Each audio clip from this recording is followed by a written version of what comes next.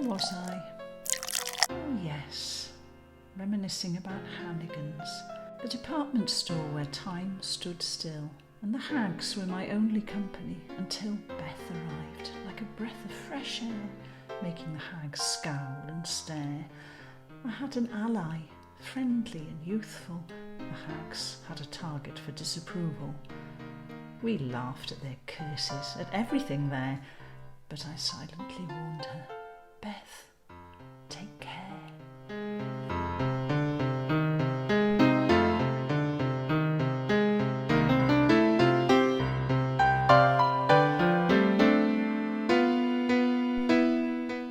I've never been one of the gang.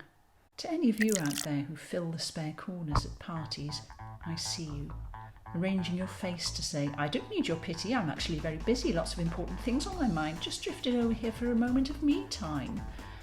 I know you. I am you. I feel your pain. So it was nice for a while to have a friend. I could have a giggle with Beth. We laughed about the hags, we laughed about the regulars, Mrs. Bostock, who always had some weird request. Have you got any double-sided tape and tassels? Ken, the widower who came in every Thursday and stroked the china dogs. On the rare occasions when a genuine customer wandered in, like a fly blundering into a spider's web, Beth was a revelation. Sweet, helpful, professional, efficient. She made sales. In Hannigan's that was a rare thing, and eventually she caught the eye of Mr. King.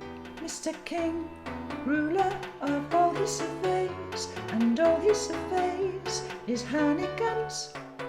3 creaking floors of knick-knackery and G-jaws, a dark corridor of offices and stores. Around it he shuffles with his question mark spine, querying how quickly he can get past the line of deference ahead and insolence behind. Good morning, Mr. King. You're looking very well. Not dead yet, then. But how can you tell? Poor Mr. King, his fiefdom is all that he knows. There's nowhere to go but Hannigan's. Rattles through China, wheezes through stationery. The lift coughs him up, floor by floor, then spits him out at his office door. Safe in his den with the apples of his eye, his only secret pleasure since suspender belts passed by. Bang goes the door, and click goes the lock. If Mr. King is needed, you're going to have to knock. If you listen, you can hear him having gossip and lolls with his highly prized collection of ventriloquist dolls. Mr. King abandoned his wife. Mr. King recreated his life. Mr. King had made his choice to listen only to Mr. King's voice.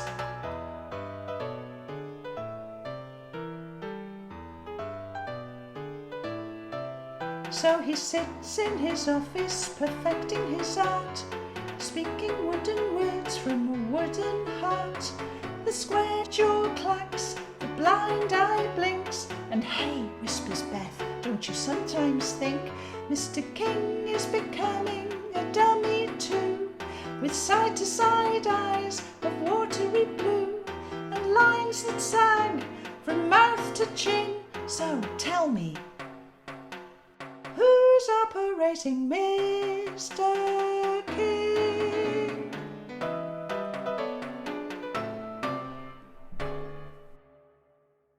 Mr. King was a topic of lunch break discussion.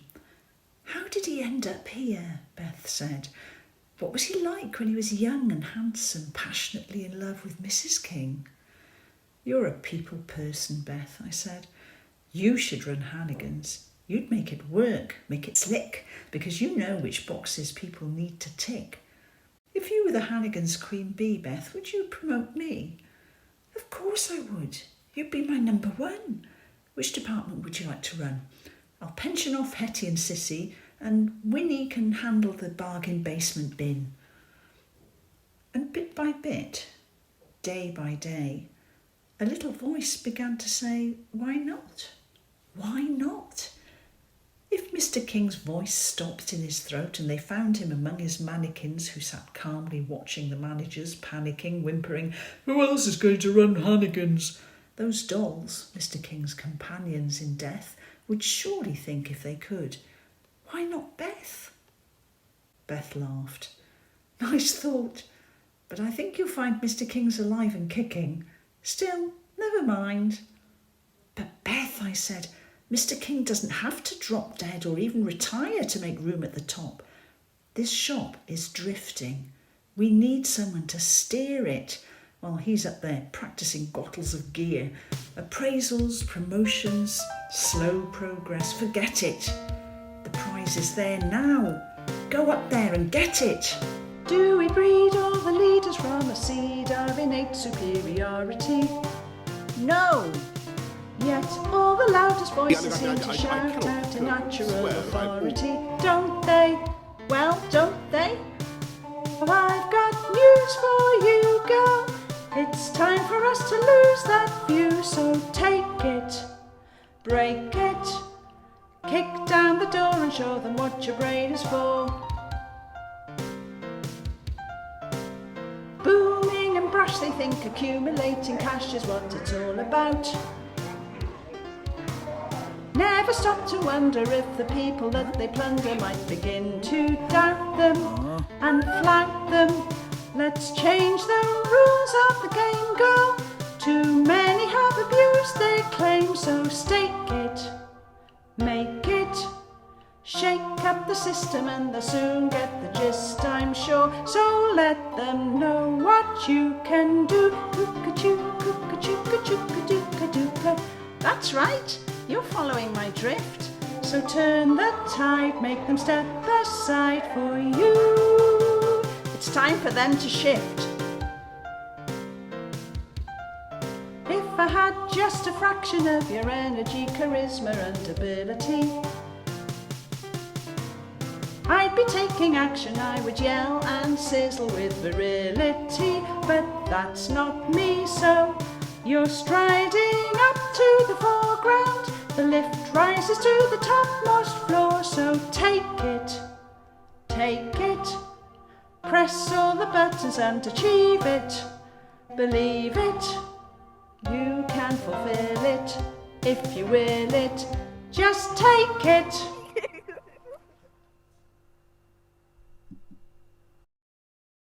Barnaby Banks was the head accountant, he of the 3 chins. Yes, I can't deny we did make fun of him. But Banksy was a decent sort, a good guy, loving husband, proud father, hard-working and shy. And every so often he'd stop for a natter as he passed by on his way to Top Corridor.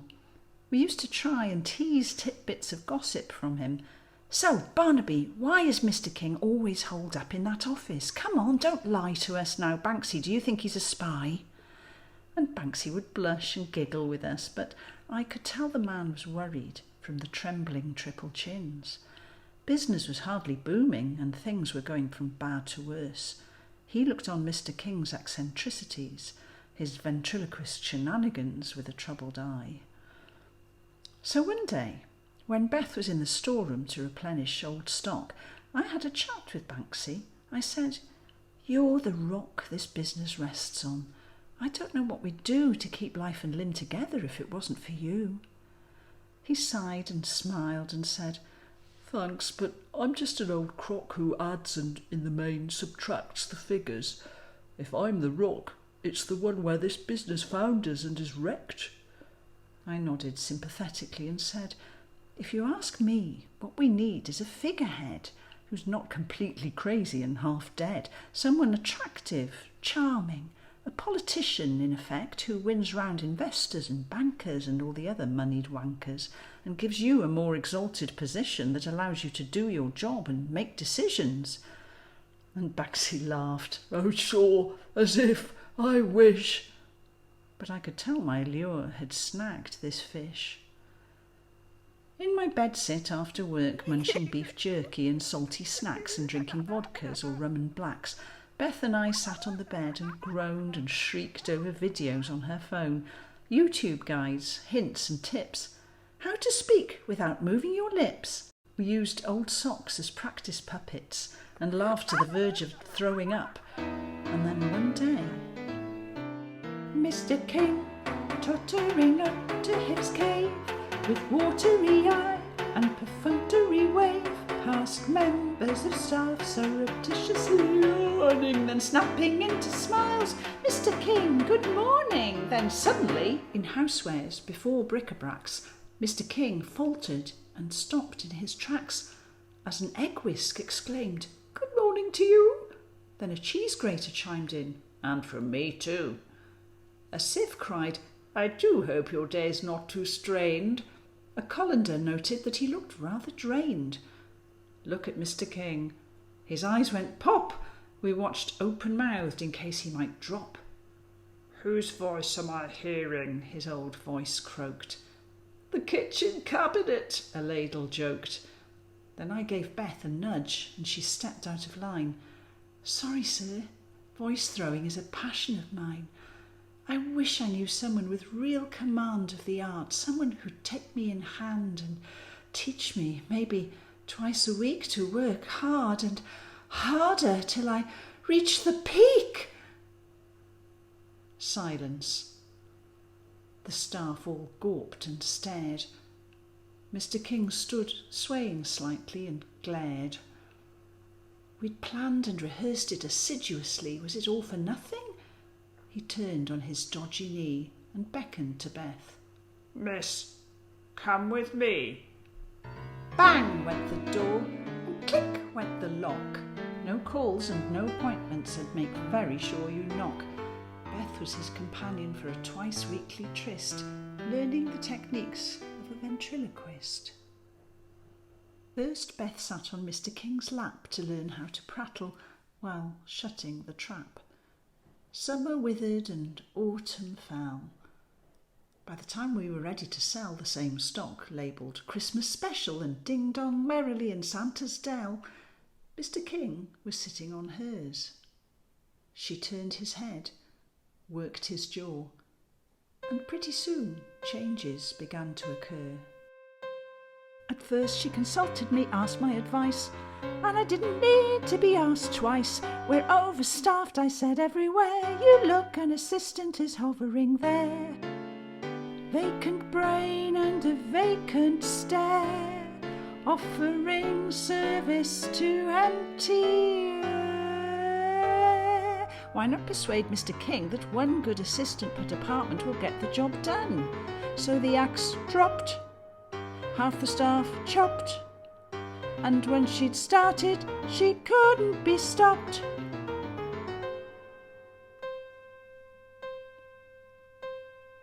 Out went Sissy, I urged her on, and 2 days later Hetty had gone. And still it went on, this hailstorm of sackings, lingerie, toiletries, postage and packing. Gloves got the elbow, shoes got the boot, beds were stripped, household plants uprooted, electrical goods were all discharged, and greeting section were given their cards. Alarms and security went off duty, things turned ugly in hair and beauty. Still the axe dropped, more staff chopped, skincare was scrubbed, and trousers were cropped. We lost the humans, we gained the machines. You could serve yourself at the till or canteen. Word got about that you needn't speak. Customers were pouring through the doors within a week.